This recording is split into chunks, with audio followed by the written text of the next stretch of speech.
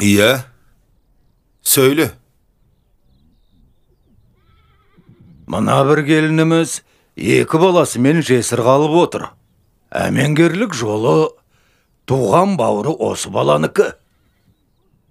Өз қаны, өз жеңгесі, ет бауыр балалары жетімсіретпейік, бір-біріне тіреу болсын деп едік. Ау, Биеке, мүмкін сіздің айтқаныңызды тыңдар. Жағдайды түсініп отырмын. Жеңгеңді алсаң, ұнатқан қызың сенен теріс айналар деп отырмысың? Солай ма? Ағайын туыс сіргелілер мені мына жеңгеме қоспақшы. Әмеңгерлігі ата жолымыз дейді. Ағамның жау қолынан қаза тапқанына енді 1 жыл толды. Мен қарсымын. Қарсымын дейсің бе? Біз жесірін жылатпаған, туысқанның туын құлатпаған елміз. Бәрекелді.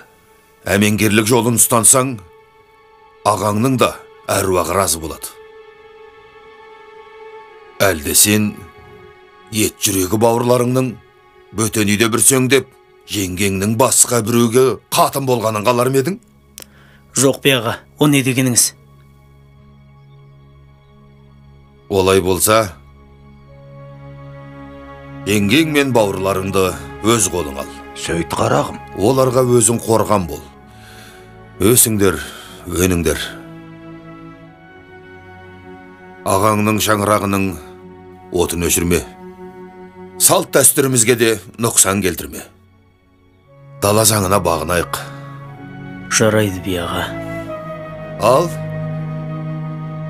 Қария, енді пәтуәні батамен бектіңіз. Иләхи әумин. Ва, Алла жар болсын. Өсіңдер, өніңдер. Әумин. Бәрекелді.